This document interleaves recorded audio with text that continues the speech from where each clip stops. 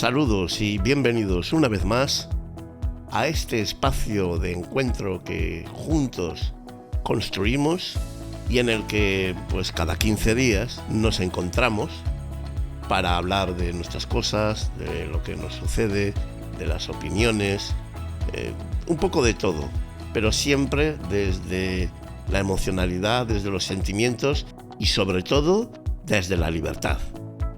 Como bien sabéis, esto se llama Restañando el Alma y hoy aquí comienza su quinta temporada.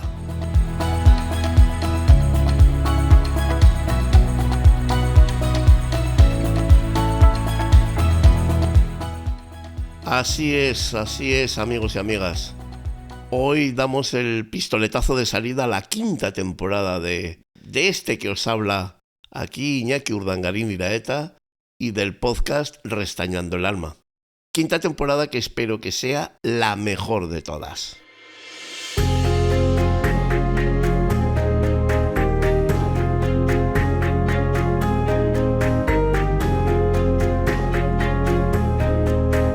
Bueno, finalizó el verano, aunque no astronómicamente. Pero para mí, ya sabéis, que las estaciones no empiezan o terminan en las fechas que nos dicen los astrónomos, sino que cada una de ellas se mide por el tiempo, la luz solar y lo que el planeta nos quiera regalar en cada momento.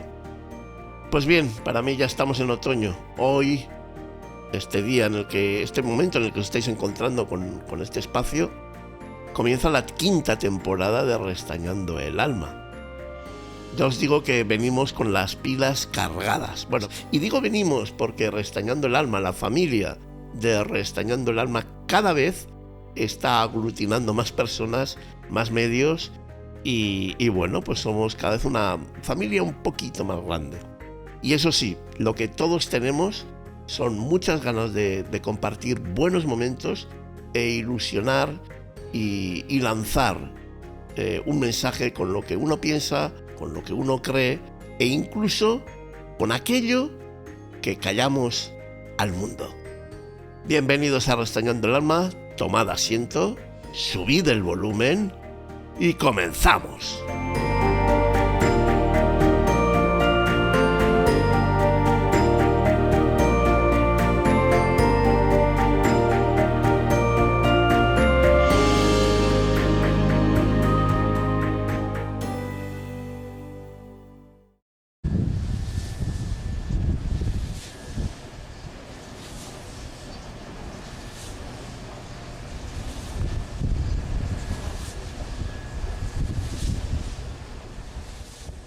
Vamos a empezar con el tema que hoy nos ocupa.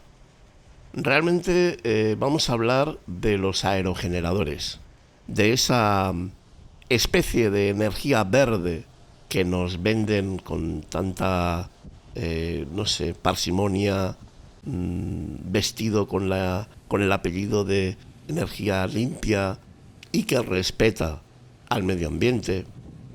Y bueno, fijaos, a mí cuando siempre me venden algo, me están intentando convencer de algo, me doy cuenta de que algo no va bien. Algo hay en lo que me están diciendo que de alguna manera no termina de reflejar todo lo que me dicen. ¿Por qué digo esto? Pues porque cuando alguien te quiere vender de manera muy intensa que esto es una energía verde, que esto es una energía limpia, que respeta al medio ambiente, son muchas razones y muchas veces repetido la idea de que esta es una energía verde. A mí me encantaría que fuera una energía verde. Los que me conocéis sabéis, y los que me escucháis también sabéis, por la trayectoria de episodios que llevamos y las cosas que hemos denunciado a lo largo de estas 4 temporadas pasadas, sabéis lo que a mí me gusta el campo, lo que a mí me gusta la naturaleza, las rapaces, los animales depredadores. Y claro, dicho esto, si de alguna manera amo tanto al campo, a mí que me presenten una energía verde, en todo caso sería algo maravilloso y algo que a mí me llenaría y estaría potenciando, y hoy os haría un capítulo de absoluta locura y efervescencia con este tipo de energías para convencer al mundo de que utilicemos dichas energías. Pero fijaros por dónde que hoy yo vengo a decir algo muy distinto, a contaros la realidad, mi realidad y la que yo recibo de las personas que me rodean, que muchas de ellas saben mucho más que yo de aerogeneradores y de parques eólicos, etcétera, que yo. Saben bastante más que yo. Y ellos también son de mi misma opinión. Con lo cual, quiero describiros primero y opinar después sobre lo que pienso de todo esto que se llama la energía verde. Pues ya os digo, vamos a hablar hoy de los famosos aerogeneradores, también llamados vulgarmente molinos de viento, que todos podemos ver normalmente en las cimas de las sierras, de las montañas y de las cordilleras, y que ya os aviso que desgraciadamente son tan famosas, pues para muchos de nosotros, porque hoy en día se están generalizando en nuestra naturaleza ibérica.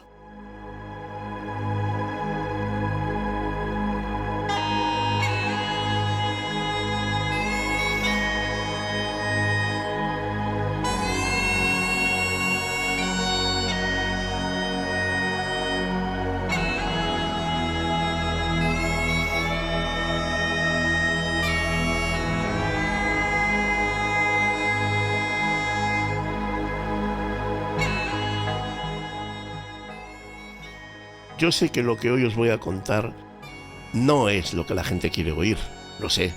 Ni siquiera es lo que la ciencia, llamémosle oficial, expresa, y tampoco los cargos públicos. Pero como yo me debo a la verdad, a mi verdad, y opino y expreso aquello que necesito decir y aquello que necesito compartir con vosotros, os diré que en este asunto de los parques eólicos, los aerogeneradores y su uso en pleno campo, es, yo creo que una de las mayores manipulaciones y mentiras que yo haya escuchado jamás. Yo os diré que, fijaos, que la elección del terreno para colocar el parque eólico tiene que ir en un sitio. Porque vamos a empezar desde el principio.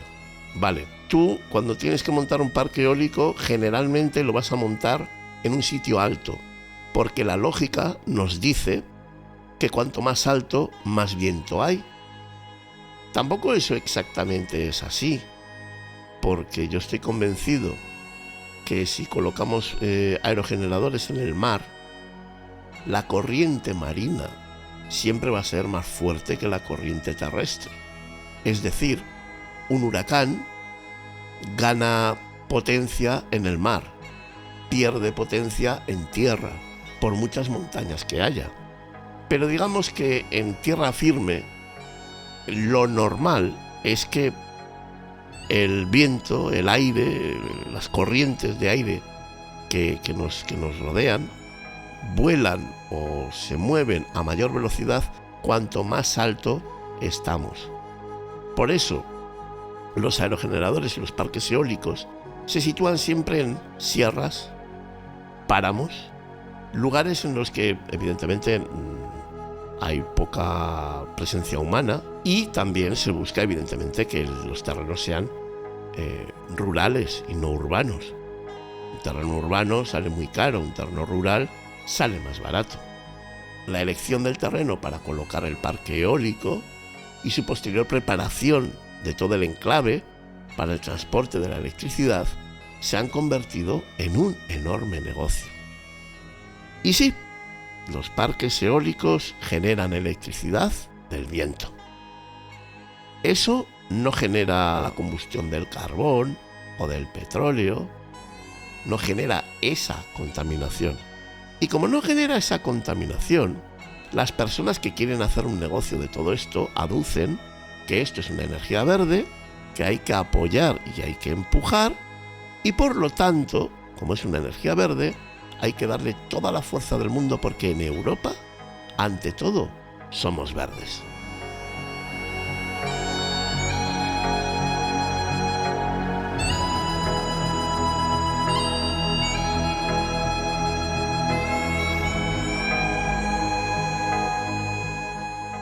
Pero amigos y amigas, ya sabéis por experiencia, porque muchos de vosotros me lleváis escuchando un tiempo, que cuando el ser humano trata de hacer negocio con algo que ha inventado, algo que lleva ejecutando a lo largo de mucho tiempo y evidentemente mezcla la invención con el dinero, con los negocios y con la enorme cantidad de beneficios, de repente todo lo extraordinario, maravilloso e increíble que tenía en esencia lo inventado y patentado, de repente se corrompe de manera casi inmediata.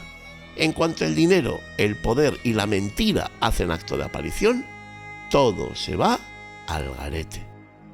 Todo lo que era bueno, era legal y era algo que puede ayudar al mundo, se evapora. Todo eso se evapora. Y al final del todo, se convierte en negocio, en dinero y, como no, en una gran bolsa de intereses, de chanchulleos y, por supuesto, de ilegalidades.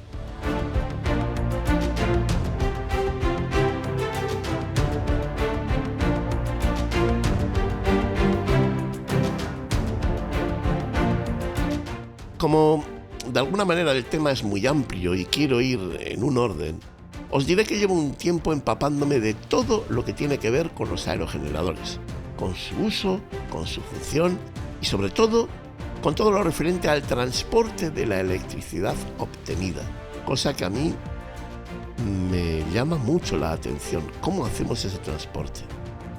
Hombre, yo hoy os voy a contar lo que he descubierto de manera más o menos general. Es decir, yo no soy un ingeniero de energías limpias y no sé exactamente cómo funciona cada pieza y en qué engranaje funciona, pero sí sé a grandes rasgos cómo se capta la energía, cómo se transforma y cómo se distribuye. Y en todo este mare magnum también sé todos los intereses creados y todas las corruptelas y marrullerismo que existe para sacar adelante negocios que no, digamos, proyectos limpios. Por lo tanto, voy a contaros todo aquello que he conseguido averiguar sobre este tema desde el punto de vista de aquellos que defienden este sistema de energía verde y respetuosa con el medio ambiente, que a la larga ni es verde ni tiene tanto respeto por aquello que nos pertenece.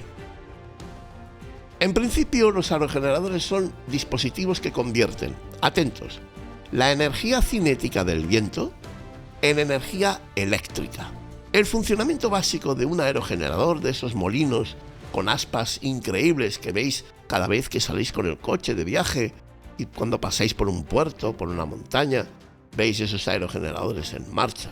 Bueno, pues eso funciona de la siguiente forma. El primer paso es la captación de energía eólica. Decimos eólica por la energía del viento. El viento mueve las palas del aerogenerador que están conectadas a un rotor. El rotor, cuando se mueve, porque se mueven las palas, transforma la energía cinética, esa energía cinética que nos ha dado el viento porque ha hecho mover las palas, la transforma en energía mecánica. Ese rotor transforma energía cinética en energía mecánica. Esta energía se transfiere a un generador y ese generador convierte la energía mecánica en energía eléctrica. Después, la electricidad generada se transporta a través de unos cables hasta una subestación donde se distribuye a la red eléctrica para su uso y consumo. Os lo voy a explicar de una manera más sencilla. ¿Recordáis cuando éramos más pequeños? ¿Os acordáis de aquellas bicis que teníamos? Que tenían una bombilla delante y una bombilla detrás, pero tú le dabas a la bombilla y la bombilla no funcionaba.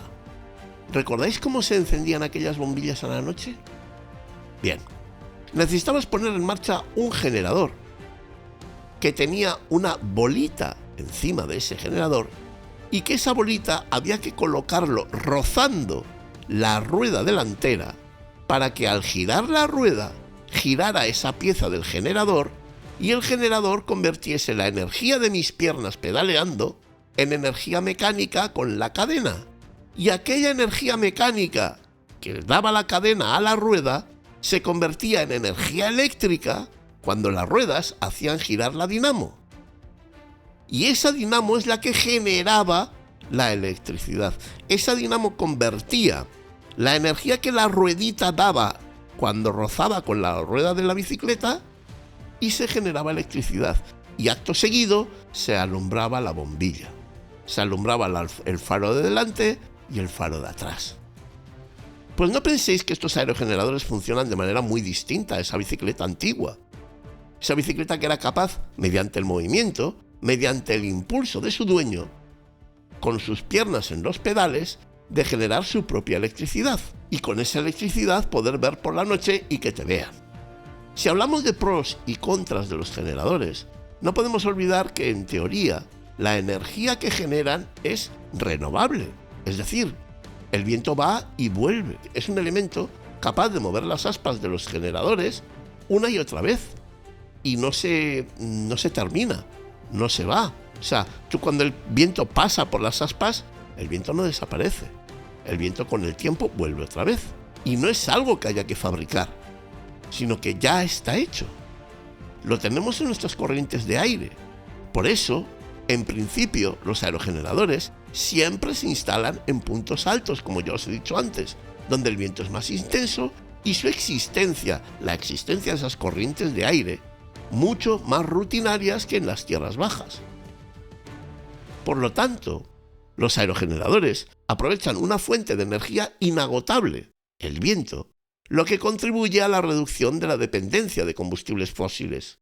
Y eso es verdad, eso también hay que tenerlo claro.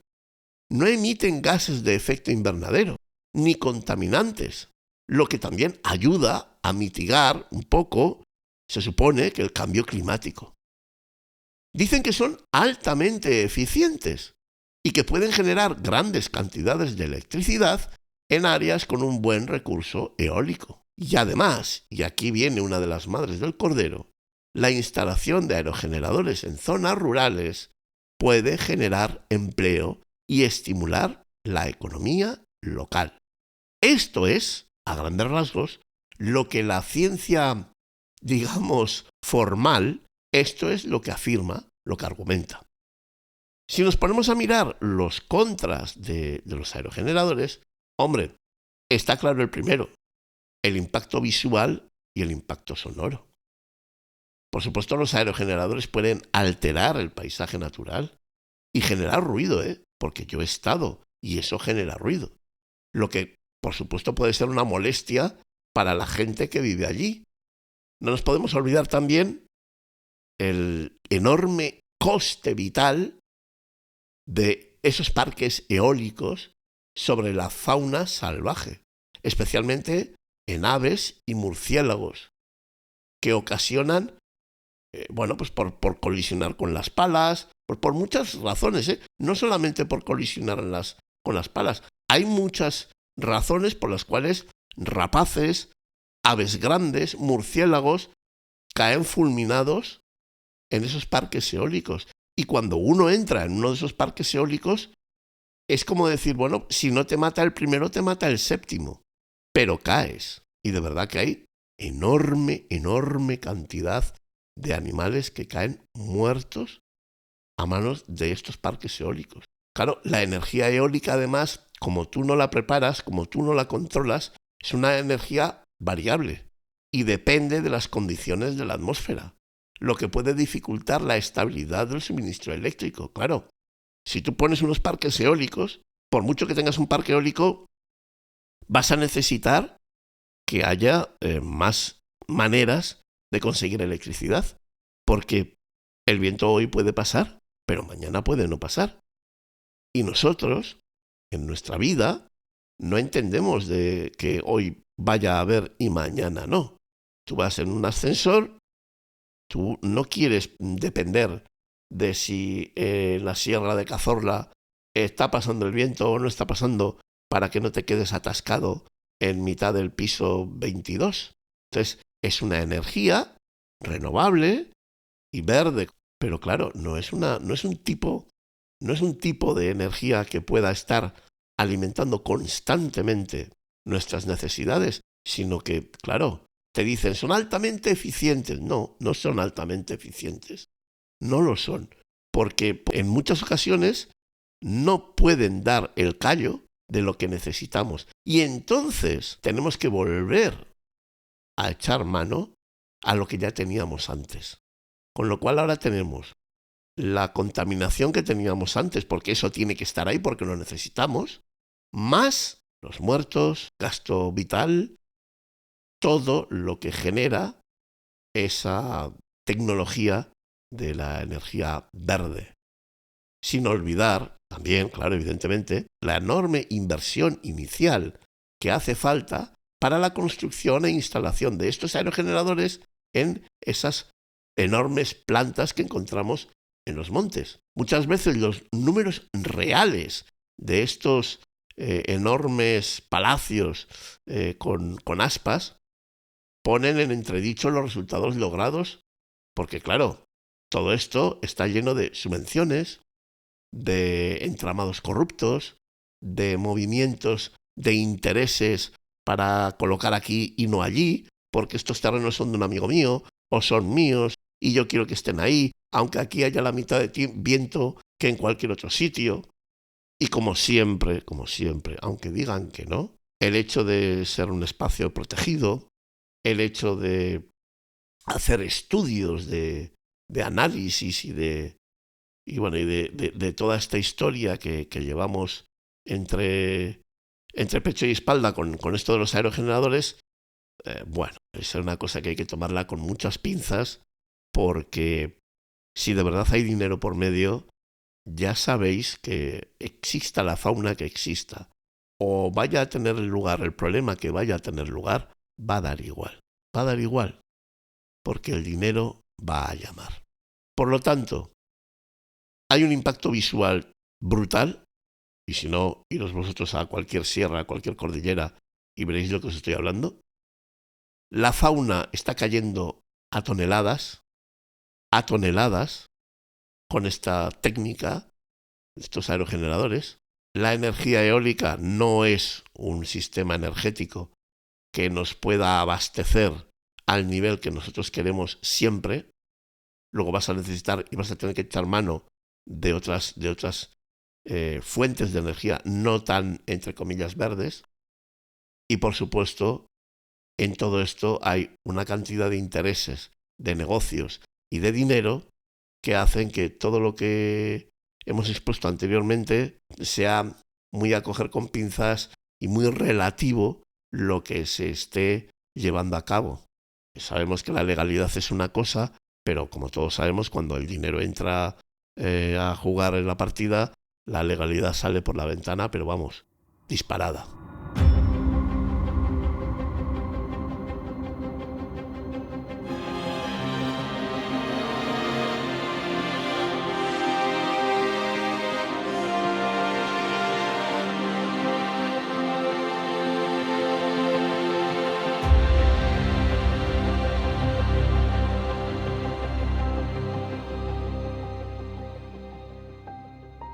¿Por qué viene todo esto? ¿Por qué hoy os quiero hablar de los aerogeneradores y de esta energía llamada verde? Todo esto viene por un artículo que me envió por WhatsApp mi gran amiga Teresa Edo, una extraordinaria pintora de Carranza y mejor persona, a la que tengo un enorme cariño y que por supuesto agradezco el haberme enviado aquella noticia que despertó en mí la necesidad y el deseo de compartiros todo esto que estamos hablando hoy. La noticia decía que un ejemplar de un ave tan maravillosa y escasa como el quebrantahuesos, yo no sé si vosotros sabéis qué es un quebrantahuesos. Un quebrantahuesos es un ave que estaría a medio camino entre un buitre y un águila. Es un ave maravillosa, un ave que se encarga de comer esos huesos que los buitres ya no pueden comer, porque los buitres cuando cogen el cadáver de una vaca se lo comen enterito, pero los huesos quedan allí. Esos huesos los coge el quebrantahuesos, se los lleva muy alto y los deja caer. Porque claro, evidentemente esos huesos son grandísimos, demasiado grandes para que el quebrantahuesos los pueda comer. Bueno, pues él coge los huesos, se va a una zona que él ya sabe, que lo tiene controlado, en el que existen un diseño rocoso, como diría ahora alguien que hace escalada, en el que sabe cuáles son las piedras en las que cuando golpea el hueso desde muy alto se fracturan, se rompen, se astillan y se hacen pequeños trozos. Pues el quebrantahuesos tira esos huesos de las caderas, de las costillas del ganado, caen en esas rocas que tiene ahí abajo, se rompen en 5 o 6 trozos y entonces baja el quebrantahuesos, se come esos huesos y se alimenta exactamente, pues porque tiene unos jugos gástricos brutales, introduce esos huesos en el estómago y en el estómago se deshacen y son comida para él. Luego es un miembro activo e importantísimo de lo que podríamos decir que es el sistema sanitario de nuestra naturaleza ibérica. Aparte de que es un ave realmente fantástica y preciosa. Que hay muy pocas, que se está gastando mucho dinero en su protección, en fomentar su cría, en intentar que no desaparezca de nuestros cielos. ¿Y sabéis lo que pasó en un parque eólico de Valencia? Pues que uno de estos quebrantahuesos entró en el parque y falleció, quedó destrozado, a manos de las aspas de uno de esos aerogeneradores. Eso salió en el periódico y eso despertó muchas voces y conciencias denunciando el mal uso que se hacen de dichos parques, porque ni adoptan elementos disuasorios que hagan que la fauna autóctona no sucumba ante semejantes molinos, llamémosle asesinos, ni siquiera intentan de alguna manera que esas aves, por el sistema que sea, no entren dentro del parque. Les da igual. Ahí hay pasta, ahí hay dinero. Si entra un pájaro y se muere, pues se muere. Pero claro, ¿qué pasa? Que este pájaro es un quebrantahuesos y que este quebrantahuesos es un ave muy cotizada, ya no solo por los ecologistas o por los naturalistas de campo, no, es muy cotizada también por el gobierno y también por los políticos, porque se está gastando cantidades ingentes de dinero para que esa ave no desaparezca de nuestros cielos. Ahí es donde nace la polémica. Ahí nace, no antes tampoco. Habrán muerto cientos de buitres, de águilas, de milanos, pero esto es un quebrantahuesos. Como si hubieran matado a un oso. Es lo mismo. Y eso cuesta, eso de repente es noticia, eso sale en los periódicos. Claro, tras leer la noticia, yo me acordé de una conversación que tuve hace bastante tiempo con un gran amigo mío, Ignacio Arróspide, uno de esos naturalistas de verdad, de los que no de los que salen con un chaleco en las pantallas de televisión para parecer que son alguien, sino alguien que se ha jugado el pellejo más de una vez y de dos en favor de muchos animales que necesitaban su ayuda o necesitaban de su conocimiento para salir adelante.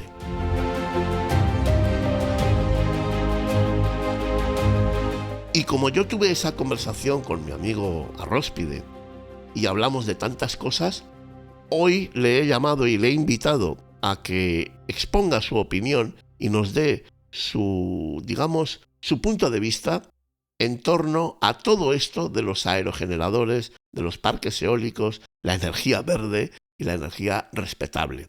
Así que, Ignacio, bienvenido a Restañando el Alma y cuando quieras, te escuchamos.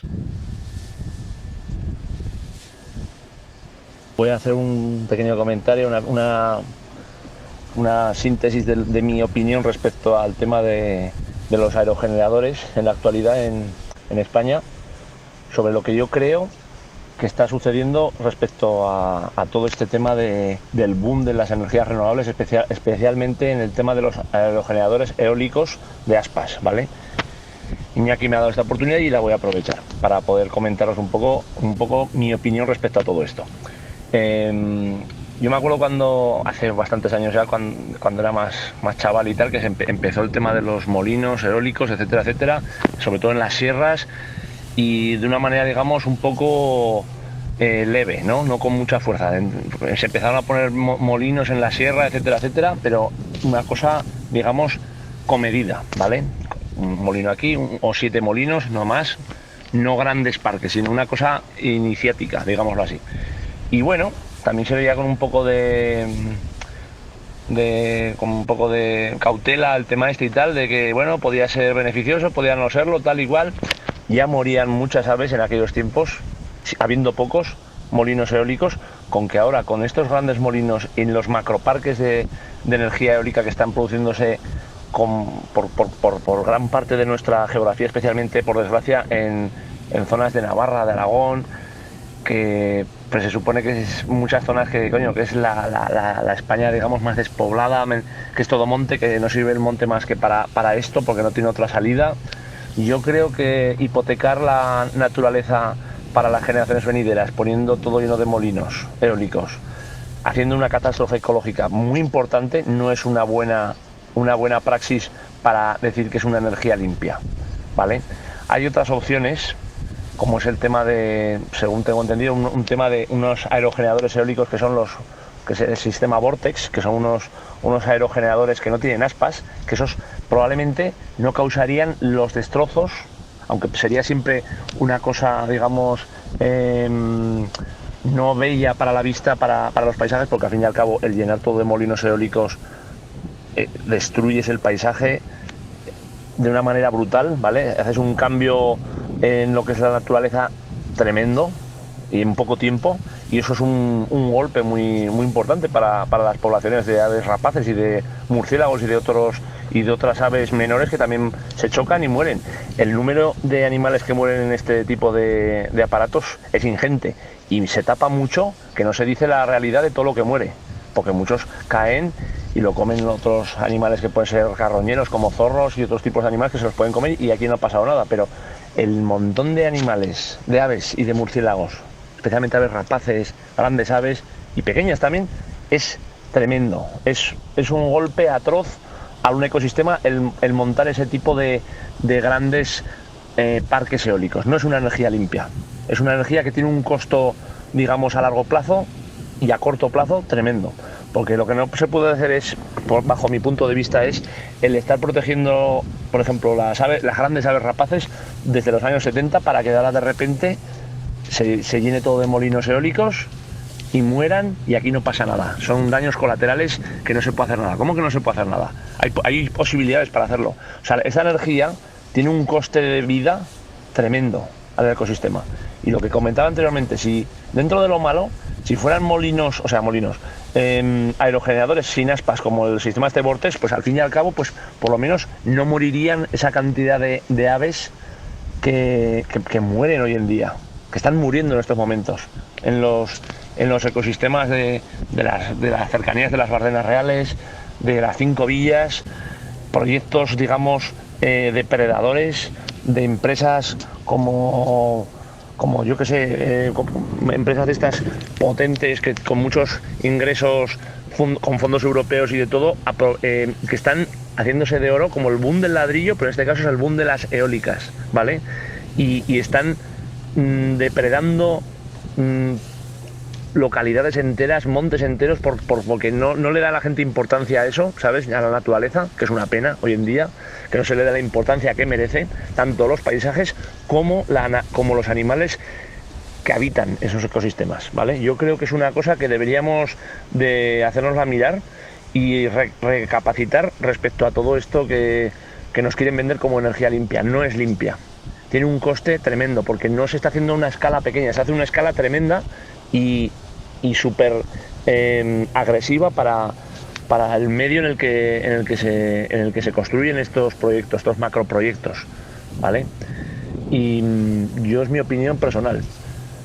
respecto a todo esto. Es un tema, ya no es el tema del quebrantahuesos que murió hace no mucho en Valencia, que eso es solo la punta del iceberg de todo lo que está ocurriendo hoy en día y el precio que se está pagando de animales y se mira para otro lado. No se le da la importancia que se debería darle a esto.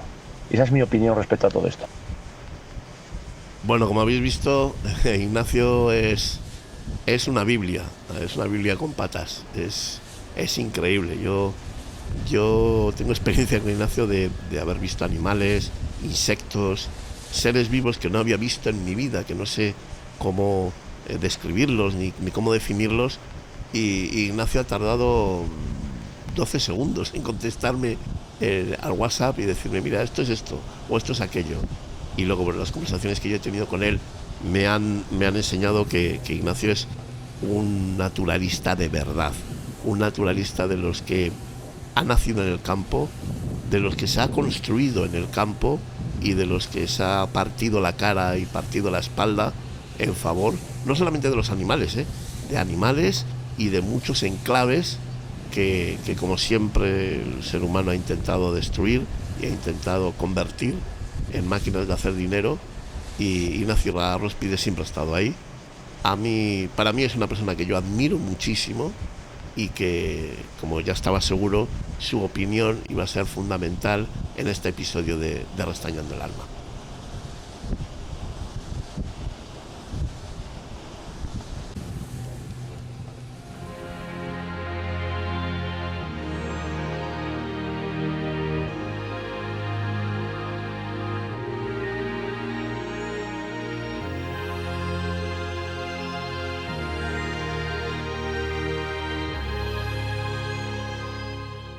Mirad, para mí el problema, el enorme problema que tenemos con los aerogeneradores, al menos el problema más evidente a día de hoy, radica en la coexistencia de aerogeneradores plantados en plena zona de naturaleza salvaje, incluso en zonas que están hasta protegidas. Evidentemente, si os estoy diciendo que los aerogeneradores se van a plantar en montañas, en cordilleras, etcétera, claro, van a ser lugares en los que la naturaleza salvaje está muy presente. Si lo montas en la mitad de Madrid, pues bueno, vas a matar palomas, algún halcón, pero claro, va a ser imposible que pase un quebrantahuesos. Entonces, bueno, en teoría debería ser esencial realizar estudios de impacto ambiental antes de la instalación de dichos parques eólicos, para así identificar y mitigar los posibles efectos negativos sobre la fauna y el ecosistema. Pero recordad, que ya os he dicho, que cuando en algo puntual y selectivo mezclamos el dinero, el negocio y el poder, todo se corrompe. Y donde dije digo, digo Diego. Y si te he visto, no me acuerdo. Y así la fauna silvestre es la gran pagana de infinidad de informes que están manipulados, informes tendenciosos, informes mentirosos y que son capaces de decir cualquier cosa en pos de situar ese futuro parque eólico que tanto engordará a algunos y molestará a otros muchos en un lugar estratégico, sea de naturaleza virgen e increíble o sea un basurero. Les da igual. Existen estrategias como la selección de sitios adecuados, el monitoreo continuo de la vida silvestre, la implementación de tecnologías para disuadir a las aves que pueden reducir los riesgos y los verdaderos desastres que en dichos parques tienen lugar a día de hoy, pero da igual. Es que os voy a poner un ejemplo. A mayo de 2021, en Navarra, en sus parques eólicos, ya llevaban muertas más de 8.000 aves. 8.000 aves, señoras y señores, que no estamos hablando de 20. 8.000 aves. 8.000 aves que no vemos en el cielo. Que sales al campo y dices, no hay nada en el cielo, el campo está muerto. No, no está muerto. Hay 8.000 aves que han desaparecido. Y eso en Navarra. Y ojo, comprenderéis conmigo que de esos 8.000, esos 8.000 muertos ahí, no es la cifra real. no es la cifra de verdad, porque de esos 8.000 habrá otros 4.000 o 5.000 o 7.000 o más que ya han muerto, pero que no los han encontrado o no los han querido decir, o de repente han muerto pero han seguido volando y han caído 200 metros más allá. Y fijaros, de esas 8.000 aves que sí se han contabilizado en los parques eólicos de Navarra, más de 4.000 son rapaces. Son aves protegidas por la ley. Aves que llevamos protegidas desde el año 1970, gracias a Félix Rodríguez de la Fuente y otras personas que han luchado en favor de su protección, para que en nuestros cielos existan las rapaces. ¿Sabéis para qué? No para que un señor un domingo salga al campo y pueda decir ¡un águila! Y sea un ratonero, porque no tiene ni idea. No. Para la limpieza de nuestros campos. Para que nuestra naturaleza siga funcionando en el mismo equilibrio de siempre. Porque romper este equilibrio, romper esto que ya está montado, es estropear el equilibrio, estropear la naturaleza. Y cuando estropeas la naturaleza, ¿qué pasa? Vienen las enfermedades, vienen los virus, las bacterias, porque todo empieza por debajo. Y cuando nos pasa algo y nos queremos morir, entonces decimos, ¡ay, madre, fíjate! Yo no me creo de verdad que el COVID venga porque un señor se comió un murciélago que estaba en mal estado. Pero sí me creo que el hecho de romper el equilibrio del campo, romper el equilibrio de nuestra naturaleza, hace que se despierten otros eslabones de la cadena que lo manden todo al carajo, que lo destrocen y que nosotros seamos los últimos en pagar eso que nosotros hemos generado.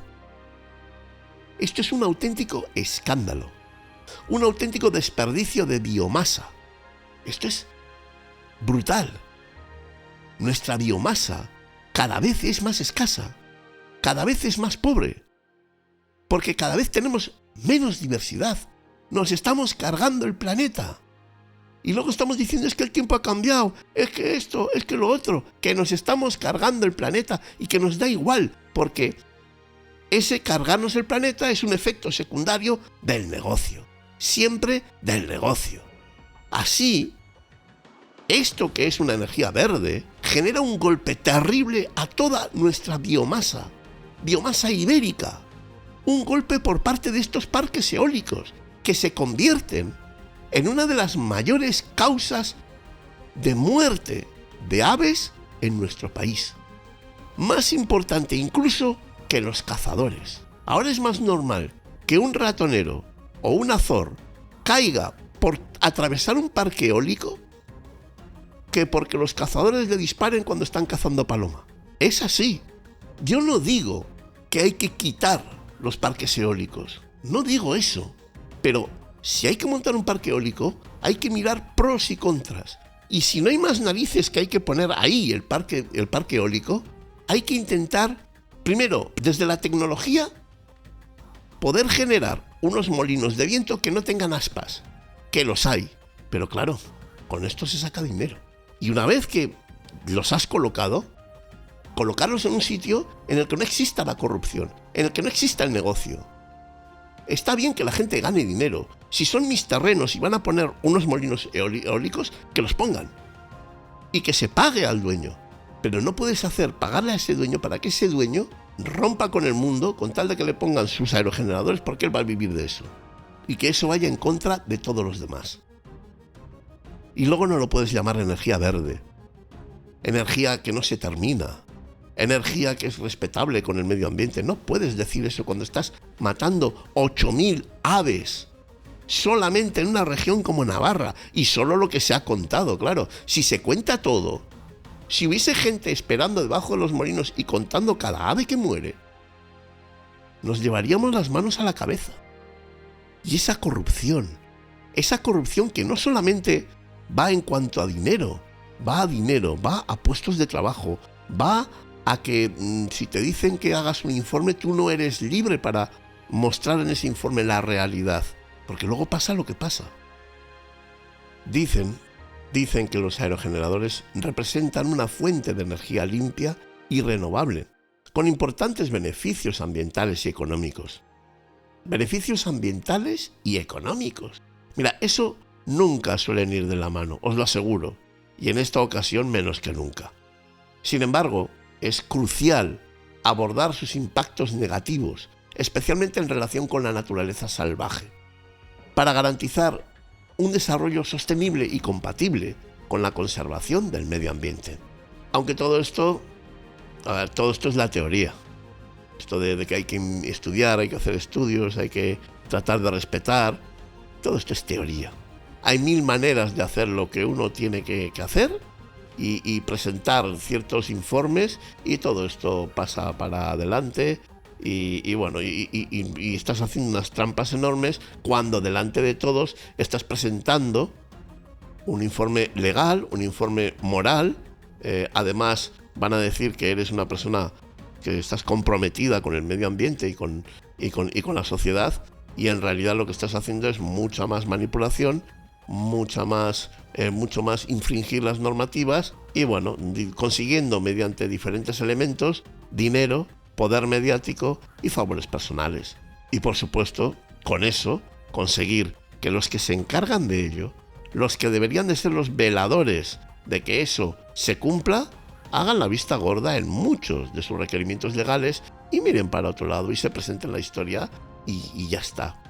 Hoy ya os he dicho que he convencido a mi amigo Ignacio Arróspide para que nos cuente más cosas de todos estos asuntos que de verdad a mí hay momentos que me dan mucha pereza, pero es que están ahí. Es que están ahí. Mi amigo Ignacio, gran naturalista, como ya os he dicho, y experto maestro cetrero, como pocos he conocido, nos va a contar ahora su punto de vista, su forma de entender toda esta historia de las corruptelas, de los intereses y de todo esto que él ha podido experimentar y vivir y enterarse de unos, de otros. Bueno, ya sabes, los que están de verdad a pie de campo luchando y tratando de proteger la vida en todas sus distintas formas, siempre se encuentran o siempre chocan con esto que se llama el negocio y la manipulación. Y ya os digo, su opinión es mucho más autorizada que la mía, y entiendo que su opinión enriquece todo esto que hoy estamos hablando y nos hace conscientes de la realidad del momento presente en este tema. Así que, Ignacio, te invito nuevamente a que te hagas dueño de los micrófonos de Restañando el Alma y nos cuentes qué opinas y qué te parece toda esta historia de el efecto que el dinero, el poder y lo mediático tiene en estos proyectos de parques eólicos, aerogeneradores, energías limpias. También es interesante que sepa la gente respecto al tema de la creación de los parques eólicos, de los macroproyectos de parques eólicos actualmente. Es importante que la gente sepa también que se tiene que hacer un proyecto, de un estudio de impacto ambiental para poder crear o no crear un parque en una zona o en otra, hacer una valoración, un estudio del impacto que supone la creación de esto. Y quiero que sepa la gente, porque yo lo sé, porque me lo han dicho biólogos que han trabajado en estos temas, que mucha gente ha vendido su alma al diablo en este sentido, porque muchos biólogos, por el vil dinero, han dado valoraciones positivas para dar el visto bueno a la creación de sitios de estos en zonas que muchas veces no eran adecuadas para este tipo de proyectos por el impacto tan importante que causaba en la fauna y en el ecosistema. Y hay gente que ha vendido su alma al diablo por el dinero para poder crear esto. O sea, hay una mafia en ese sentido. El dinero todo lo puede, sí. Pero también hay biólogos, y lo digo porque lo sé de muy buena tinta, que se han negado a dar el visto bueno porque el impacto era muy negativo y los han vetado para luego futuros trabajos, porque claro, si no daban el visto bueno, pues no podían hacerlo. Y mucha gente, la han vetado perpetuamente por hacer bien su trabajo, ¿vale? Es una cosa que es interesante que la gente lo sepa. Los tentáculos de estas empresas de energía verde que dicen ellos llegan muy, muy lejos y a las altas esferas del poder, y tienen un visto bueno por parte de según qué élites para la creación de esto, porque mueven mucho dinero y hay muchos intereses creados y mucho dinero de por medio, ¿vale? No les importa la naturaleza ni los animales ni nada, simplemente les interesa el bill metal. Y esto se está reflejando actualmente con la creación de grandes proyectos, por ejemplo, en el maestrazgo, etcétera, etcétera, en muchos lugares. ¿Qué puede tener? Dicen, ¿qué tiene de positivo? Lo único positivo que puede tener es la creación de pistas de comunicaciones entre pueblos y tal, pero luego, a la larga, estás condenando un ecosistema y un monte a la perpetuidad de tener unos molinazos ahí tremendos, destruyendo y masacrando la naturaleza y las aves que pueblan esas zonas. Y es una pena muy grande que eso no lo sepa la gente, y me parece muy interesante que lo tengan en cuenta en ese sentido. No a los macroproyectos, sí a las energías buenas y beneficiosas, no a la destrucción de la naturaleza. En el momento en que una energía crea una destrucción de tamaña consideración, no es una energía limpia, está produciendo un gran problema en ese ecosistema y no se debe tolerar eso. Es mi opinión personal y yo creo que estoy totalmente convencido de lo que estoy diciendo. Así de claro, es mi opinión. ¿Qué más os voy a decir yo? Emocionado, muy emocionado y cabreado al mismo tiempo. Y necesitando cambiar las cosas. Así estoy. Yo es que es lo que siento después de escuchar estas palabras del gran Aróspide y las opiniones de un experto amante de los animales, pero de los de verdad. Aróspide es un amante de los animales, de los del campo. Ni de los de Walt Disney, ni de los monstruos que muchos cazadores, ganaderos y agricultores describen como algunas especies ibéricas. Ignacio es de esas personas que ama, protege y estudia todo tipo de animales, de insectos y vegetales. No hay nada que nuestro amigo no sepa en el mundo del campo, al menos él sé que no va a decir eso, pero yo todavía no me he encontrado con nada que me diga, oye, que no sé, eso no sé qué es, o no sé cómo se comporta, o no sé qué hace ahí. Muchas veces mariposas o aves que he visto incluso en septiembre, que las he grabado con el móvil y eran imposibles de averiguar qué eran. Aróspide te dice enseguida palomas, grullas, y dices, pero ¿cómo ha visto que ahí son palomas? Que yo no lo veo.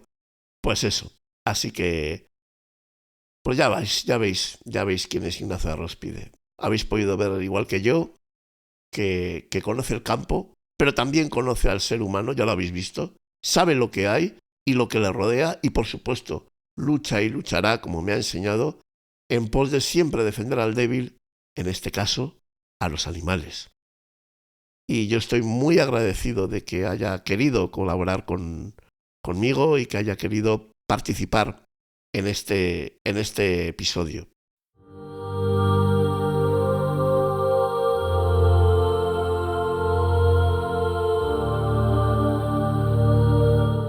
Yo no quiero daros más la chapa. Este sería lo que yo querría decir de los aerogeneradores y de todo lo que le rodea a ese mundo entre el negocio, la corrupción y la energía verde, que en cierta forma sí es verde, pero no es verde en cómo la consiguen. Y en eso mienten, y en eso manipulan, y en eso engañan.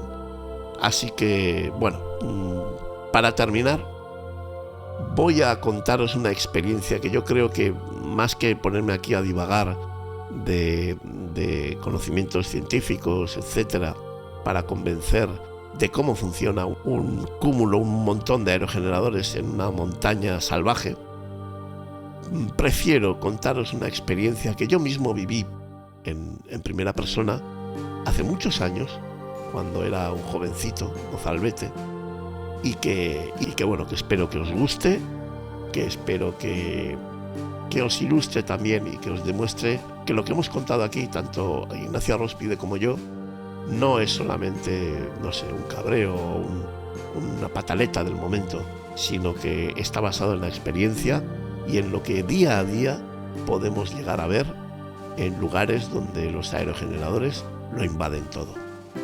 Espero que os guste y a la vuelta pues vuelvo para despedir el programa.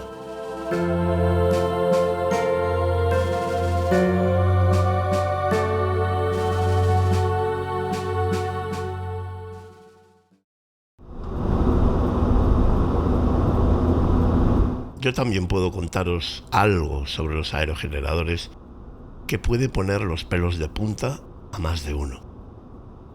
Fijaos, cuando yo era joven y mi padre en estas fechas de septiembre, octubre, solía guardar uno de los sábados o domingos de la semana para hacer una excursión hacia Burgos, hacia el norte de Burgos, yo me ponía muy contento.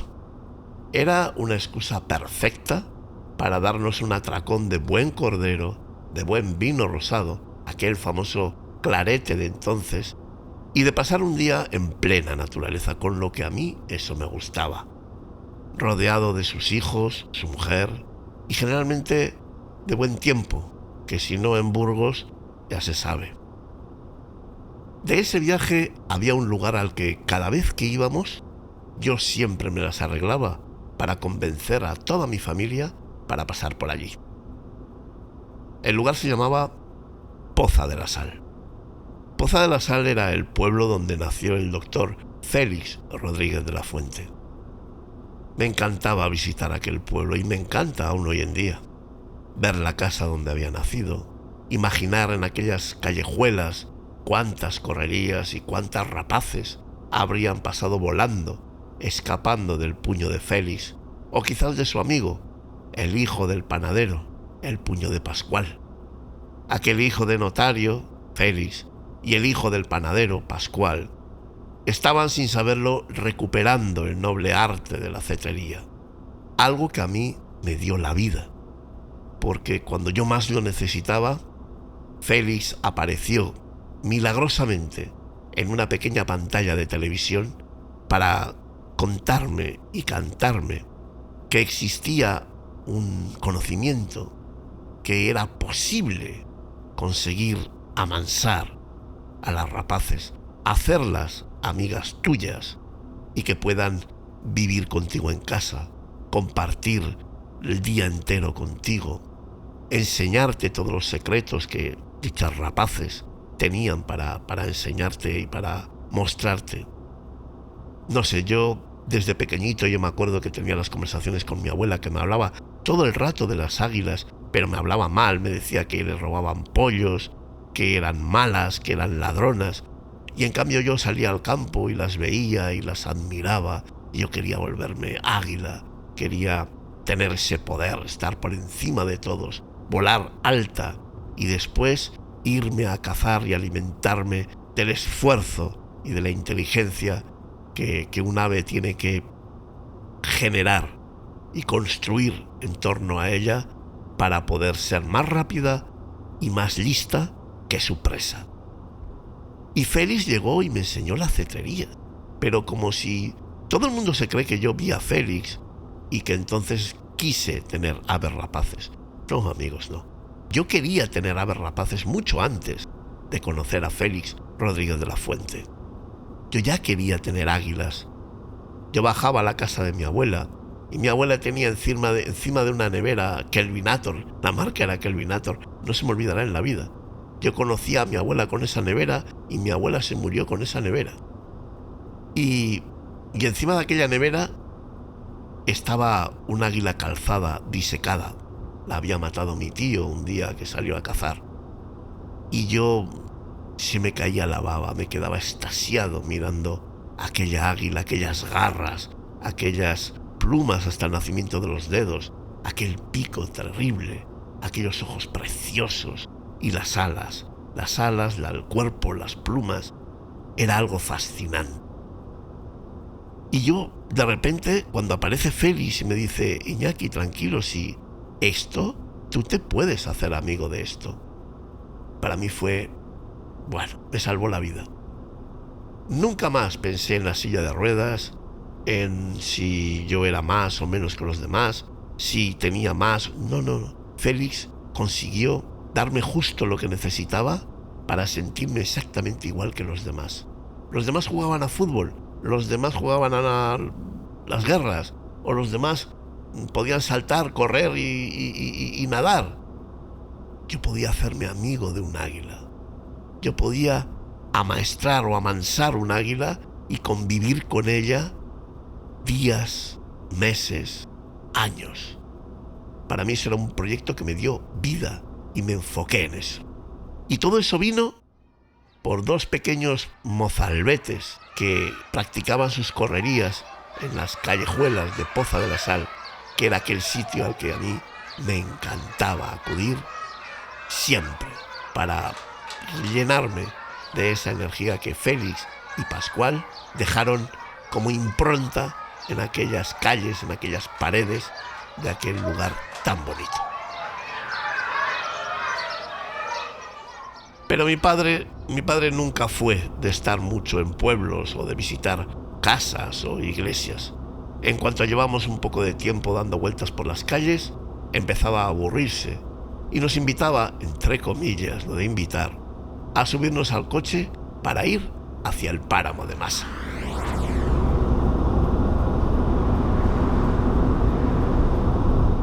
El páramo de Masa era un lugar, y es un lugar extraordinariamente bello y potente, muy rico en cuanto a avifauna salvaje. Cada vez que llegábamos a arriba del todo desde Poza de la Sal, siempre parábamos en una esquinita donde había como un mirador. Y bueno, pues era un mirador que te daba la vista hacia los dos valles, por un lado hacia el páramo de Masa y por el otro lado a una enorme vallejada en la que había infinidad de pueblos que se veían casi hasta ver el mar. Y yo solía estar en aquella zona, en una roquita, durante, no sé, media hora, una hora, lo que mi padre estuviera allí y no se aburriera. Él cogía a mis hermanos y se iban a dar una vuelta por el monte, mientras que mi madre se quedaba conmigo, a mi lado, mirando el monte y, bueno, seguramente pues preparando alguna historia o incluso leyendo alguna revista. Pero yo, en esa media hora o en ese 60 minutos que estuviéramos allí, que yo estuviera sentado en aquella piedra, yo podía ver en ese tiempo cantidad de buitres leonados, alimoches, águilas reales, ratoneros, halcones, águilas calzadas y culebreras, alguna perdiz, golondrinas, vencejos, algún alcotán, una infinidad de aves que pasaban allí durante, no sé, 30 minutos, 40, 50 minutos a lo sumo. Y yo era capaz de ver todas aquellas aves que es que lo inundaban todo en todo momento. Siempre había algo en el cielo para ver. Allí, en media hora podías ver de todo. Era como un documental de National Geographic, pero concentrado en unos cuantos minutos. Y a mí me encantaba ir allí y sentarme y estar esperando y disfrutando cómo pasaban una y otra vez, toda una serie de locura faunística que tan extraño era por ser todo tan de repente en tan poco tiempo y tantas diferentes especies. Yo no conocía ni otro lugar, ni otro ecosistema capaz de hacerme ver en tan poco tiempo tantas aves. Y me acordaba, por supuesto, de mi maestro y de cuántas veces y cuántas cosas no habría visto él en los años 30, 40, en aquellas montañas que seguro que entonces serían más ricas faunísticamente que cuando iba yo, que eran la década de los 80. Pues bien, como os digo, ese viaje solíamos hacerlo cada año, porque a mí me fascinaba aquella zona y me fascinaba ser capaz de distinguir prácticamente cualquier pájaro que se pusiera delante mío.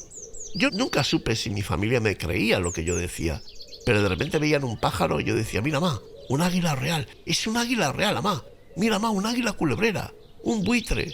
Y mi madre me miraba y hacía como que sí, que se lo creía, pero yo no estoy seguro de que se creyeran que de verdad estaba acertando con los pájaros que eran los que había allí. Pero volvamos a lo que estábamos hablando.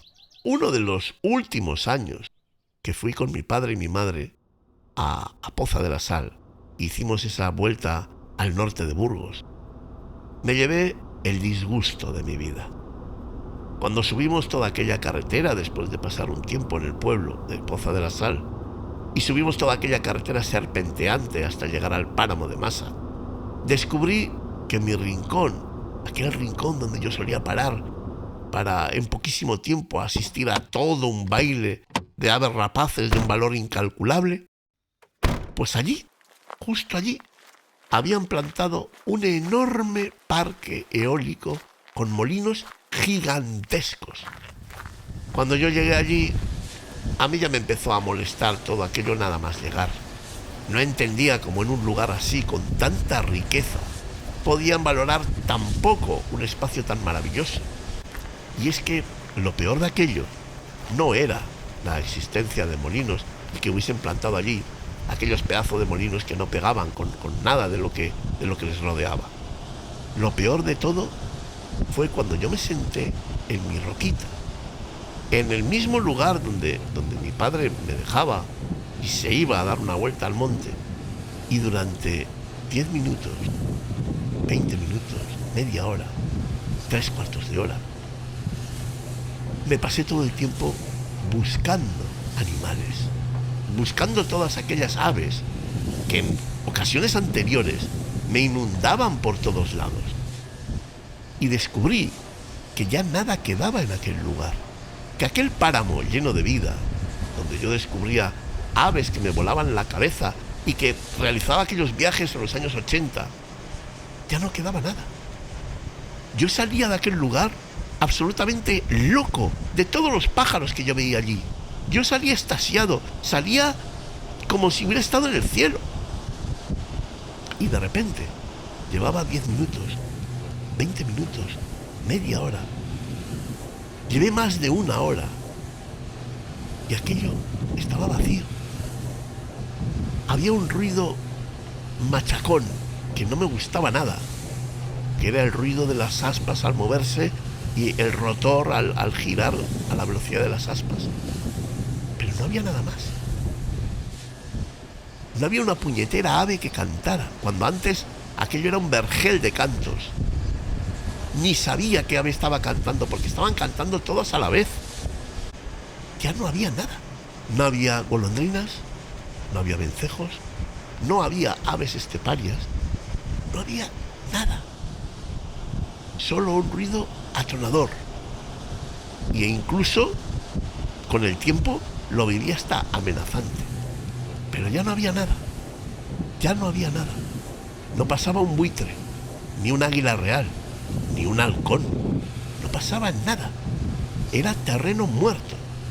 En aquella época, nadie se imaginaba que las aspas de aquellos gigantes y parte de su funcionamiento, pues yo sigo pensando que, en general, una electricidad tan enorme, tan tremenda, una cantidad tan increíble en el suelo, tiene que alterar el equilibrio de ese suelo, tiene que romper el equilibrio geomagnético de la Tierra, en ese punto.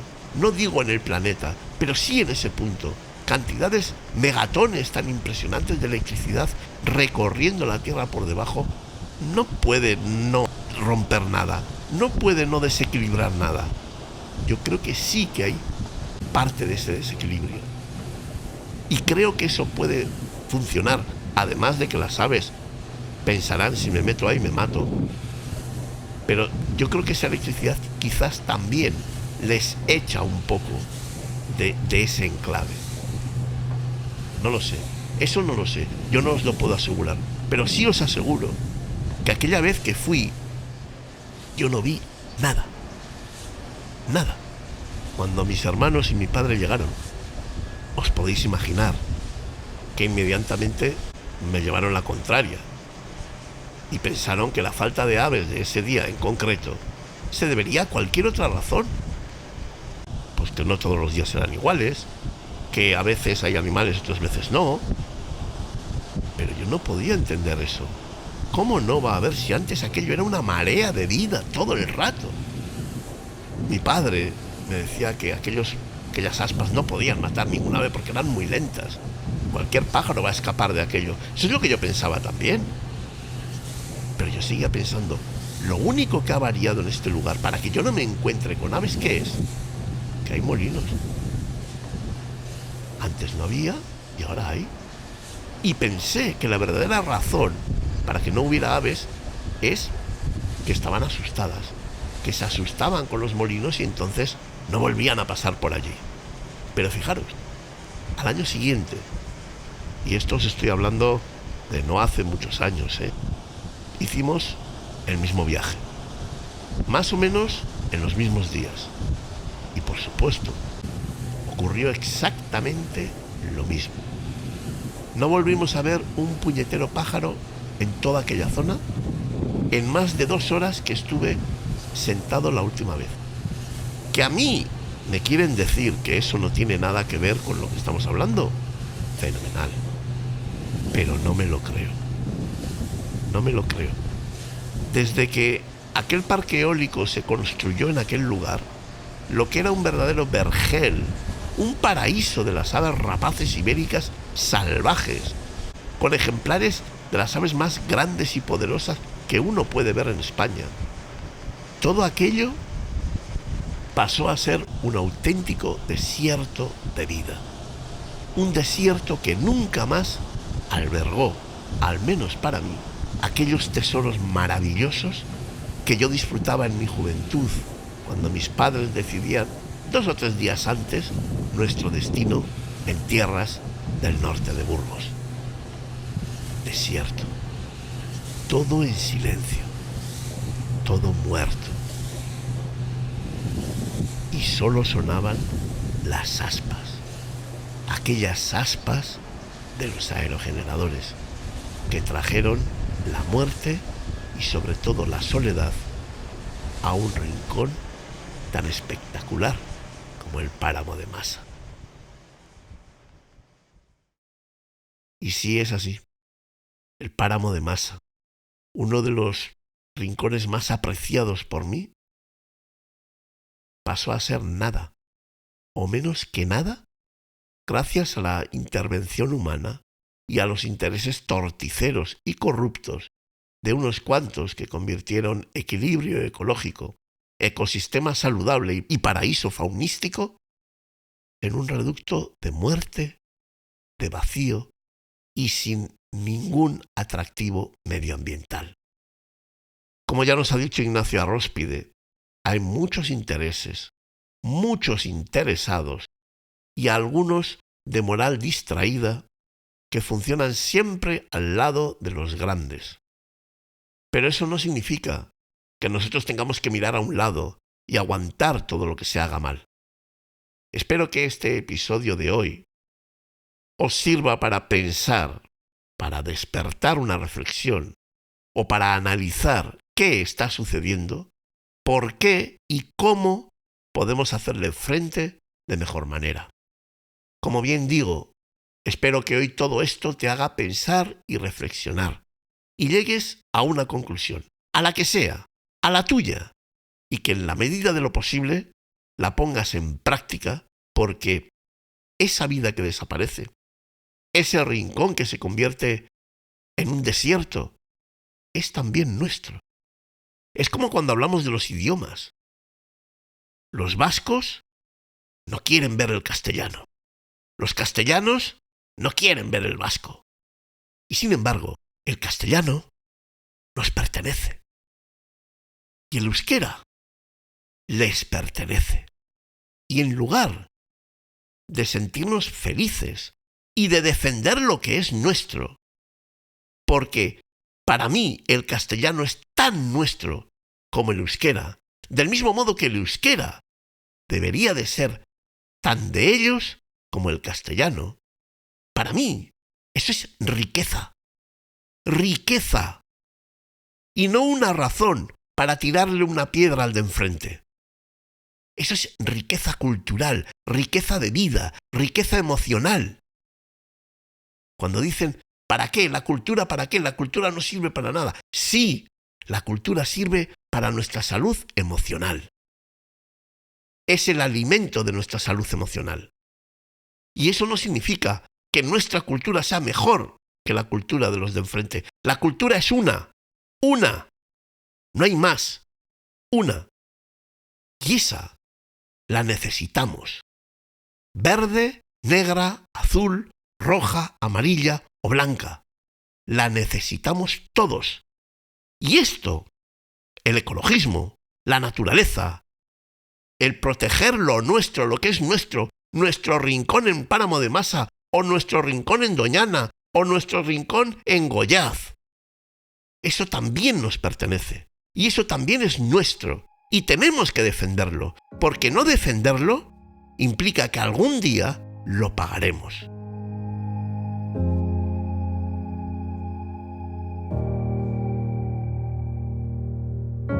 You're like a ghost in my mind. I can't escape you. I need to believe it was right letting you go. Y tenemos que ser conscientes de eso. Porque ni nuestros padres, ni nuestros abuelos, ni los que estuvieron antes que nuestros abuelos, tenían conocimiento de eso. Pero nosotros sí lo tenemos. Sí tenemos ese conocimiento. Y creo que es importantísimo ponerlo en práctica. Pensar que este problema solo afecta a las aves que se mueren es no entender nada de qué va esto. Ya estamos pagando nuestra mala praxis en muchos lugares, en muchos países, a los que les hemos condenado, por ejemplo, a la pobreza en nombre de una economía que dirige nuestras vidas. Y como siempre, la utilizamos en beneficio propio. En beneficio propio. Y está muy bien. Pero hay que utilizarla en beneficio propio, pero no en contra del beneficio de los demás. No en contra. Y lo estamos haciendo cada momento, cada día. Lo llevamos haciendo toda nuestra historia y seguimos igual. Y estamos llevando todo esto a un límite que ya no tiene mucho más juego. Ya no tiene mucho más allá.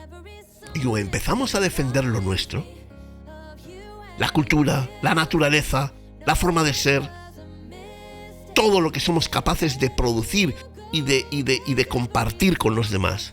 O defendemos eso, o defendemos el equilibrio, defendemos la salud, defendemos no trabajar para joder al prójimo. O hacemos eso, o lo vamos a pagar todos. Los que ganan 1.000 euros, los que ganan 100 y los que ganan 1.000 millones al año. Lo vamos a pagar todo. Ya va siendo hora de que cada uno, a nuestra manera, dejemos ese granito en la mesa, que seguramente no va a solucionar nada, pero va a aportar un puntito más a la solución. Y la solución no llega si cada uno de nosotros no aportamos nuestro puntito. Espero que estéis de acuerdo conmigo y espero que después de escuchar esto empecemos cada uno de nosotros a poner un pequeño granito de arena para que las cosas no sean como siempre. Y poco más tengo que decir. Quiero dar las gracias una vez más y desde el fondo de mi corazón al gran Ignacio Arróspide por su colaboración, por su valentía y por compartir con nosotros una visión igual y distinta al mismo tiempo de lo sucedido, lo cual completa la información que yo aquí os he remitido. Y por supuesto, daros las gracias a todos y todas que me escucháis. Espero que disfrutéis conmigo de estas pequeñas charlas que siempre parecen que van a ser muy ligeras y en verdad van cargadas de verdadera dinamita. Y nada, os remito a una nueva ocasión dentro de 15 días a que nos encontremos en estos micrófonos de Restañando el Alma y que juntos sigamos haciendo camino. Un abrazo muy fuerte. 1000 gracias y hasta pronto. You're still here, though we're apart. Firmado, el héroe que camina sentado. Like a movie on repeat, the scenes just go on. I'm hearing your voice in my dreams. I wanna escape you. I really think I made a big mistake. I want you to know I can't stand the thought